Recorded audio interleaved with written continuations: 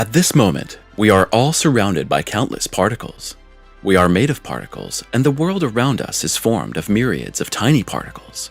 In this world of subatomic particles, researchers find the same perfection as in the world of large phenomena, the cosmos.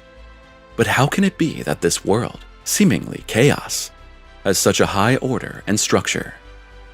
Is there a divine hand behind the creation of our cosmos and every little thing that guides and directs everything? Follow us on this journey to the perfection of the cosmos and to the question, who is in truth the creator of the universe? Harmony and order instead of chaos and chance. Until now, science made a crucial mistake. The history of the universe, from its birth in a violent explosion to its ongoing expansion, seemed to be characterized by violence, chaos, and destruction. But slowly, scientists are rethinking. By observing the fundamental laws of nature, they are discovering in the cosmos more and more order and constants that provide a stable foundation for the evolution of the universe in its entirety and life. It's hard to look at these images and not be struck by the beauty and perfection of the universe. In the dance of Earth and Venus around the Sun, researchers recently revealed a hidden code. The two celestial bodies form a perfect floral structure at their mean distance. Everything in this cosmos seems to have been constructed not only to be highly functional, but also with a strange attention to detail and beauty. From the hidden geometric patterns to the fantastic richness of diversity, there seem to be billions of galaxies following a secret order. Everything meshes perfectly. Incomprehensible coincidences and the finest precision give rise to stars and planets and, in our case, life. Nowhere is this perfection more easily recognizable than in the balance of the mathematical equations in the physical constants. But can the creator of this universe have been a genius of mathematics and geometry, or is everything only coincidence? Up to now, numerous natural scientists defend themselves vehemently against the concept of God. For decades, it seemed much easier to blame the existence of the universe on chaos or chance instead of recognizing behind the cosmos, nature, and our own lives, a perfect creation inspired from an unknown source. The perfection of physics. All physical constants that control the behavior of the universe must be finely tuned. Only in this way, everything interlocks. Dust disks become glowing stars, planets dance around their suns, and also, only in this way, life could develop on a planet like the Earth. If only one parameter had deviated, our Earth would possibly never have become the warm water world it is today. The more scientists find out about the conditions under which life can and could develop, the more they understand that this is such a lucky coincidence that it could hardly have sprung from pure chaos. The degree of precision and fine-tuning in the relationships of the four fundamental forces and all other forces in the cosmos is so perfect that it must be controlled from some source. What is the purpose of the universe? For centuries, scholars, philosophers, and ordinary people alike have been fascinated by the question of the purpose of the cosmos. However, we must keep in mind that earlier civilizations of people thought quite differently about the universe. Once people thought that the Earth was huge, and even that it's all there was. In these ideas, the sun and the moon were nothing more than small dots that sent light to the Earth. Over the centuries, we had to realize that our world and we ourselves are tiny. What has not changed at all over all these epochs and worldviews, however, is the question about the meaning of this world and the meaning of our existence, and even the question about a creator who could be behind it all. From this question, religions as well as different branches of science developed, and all answer the question in a different way. In the world of classical physics, the universe appears as a miraculously constructed clockwork whose mechanisms follow precise laws. But even in this apparent order, there are mysteries. Why do the fundamental forces and constants follow the rules so precisely? Where do the rules come from, and who made them? Quantum physics, on the other hand, takes us to the limits of the calculable and observable. It teaches us that we live in a world full of possibilities, and that we ourselves are possibly the co-creators of this universe. Indeterminacy, relations, and quantum fluctuations can seem like chaos at first glance. In truth, they are just incredible intelligence that allows many variations and possibilities to emerge. In the subatomic realm, perfect clockwork stops, at least as far as we can currently measure and explore.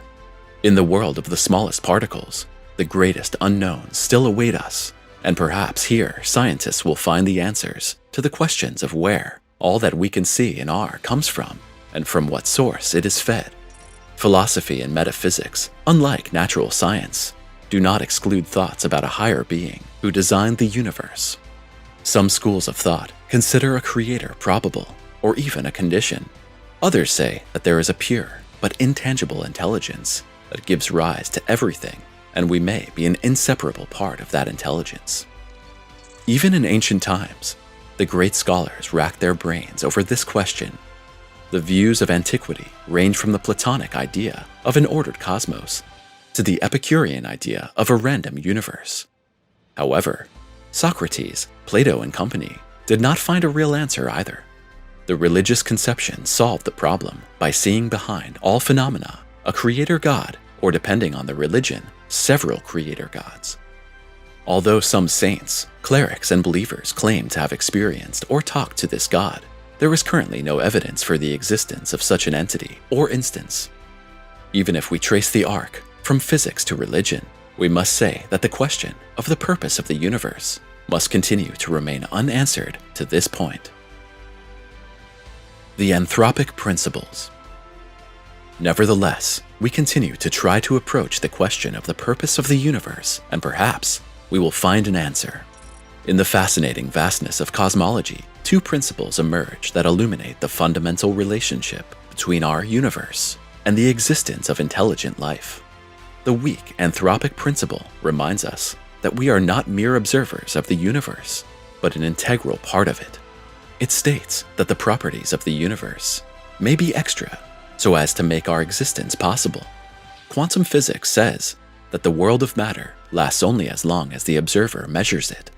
The observers in this case are us. If we combine the weak anthropic principle with the views of quantum physics, the universe seems to be mysteriously aligned with us. It's as if the cosmic building blocks were an invitation to life itself. But is this just a coincidence, or is there much more to it? The strong anthropic principle goes a bit further.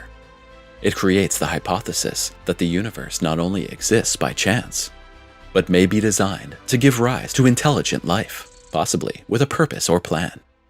An early thinker of anthropic worldviews was Lawrence Joseph Henderson.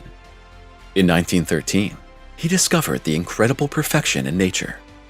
Among other things, Henderson investigated a fine-tuning with which water acts on this earth and makes life possible.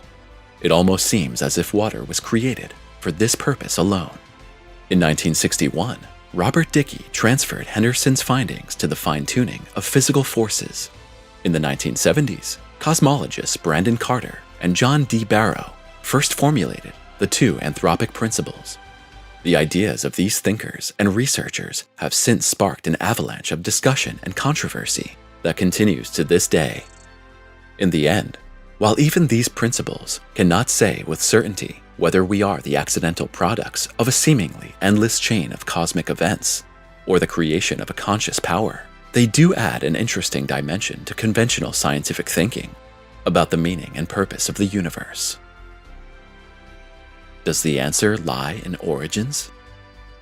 In the early 1920s, George Lumet, a clergyman and natural scientist, came up with the idea that the answer to a creator and the meaning of the universe was most likely to be found at the beginning. By the discovery of the expansion of the galaxies, Lumet came to the theory of the Big Bang. His discoveries were considered to be groundbreaking, but in the end, they also did not provide an answer to what had been the cause or the initiator of this point of origin. The question whether a creator gave the starting signal for the whole existence or whether the Big Bang was only the product of physical processes remained further open. The theory even raised far more questions than it answered, because what was before the Big Bang? Did there exist another universe before ours? Or was there nothing? And what was in the space where our universe is expanding today before it began to expand? Researchers hope to find answers through the discovery of the cosmic background radiation. The radiation was predicted by Lermet and first detected in 1965 by scientists Arno Penzias and Robert Wilson. The radiation is supposedly a remnant of the Big Bang and is said to prove the expansion of the universe. However, there are now reasonable doubts about these observations. The latest findings of the James Webb Telescope even allow conclusions that the Big Bang never existed. In the background radiation, researchers have now found signals that are far older than the Big Bang, and even hints of the existence of other universes or dimensions have emerged. Does mathematics prove God's existence? In the 1950s, German physicist Burkhard Heim worked on a mathematical structure that would represent the unification of fundamental forces. The result was a model of 12 dimensions. In fact, many of the mathematical puzzles and equations that remain unsolved today make sense if 8 or more dimensions are assumed. If Heim's model 4 dimensions are reserved for space and time, 8 further dimensions represent so far unknown areas of our reality, and respectively, the uppermost dimensions are something like God, and for us humans by science, not attainable. However, Heim's theory was never recognized despite its conclusiveness. The assumption of 8 unknown dimensions prepares apparently even more uneasiness for most scientists than the assumption that the cosmos is based on chaos and coincidences. But what do you think? Which of these answers, or which explanation approach, comes closest to the truth?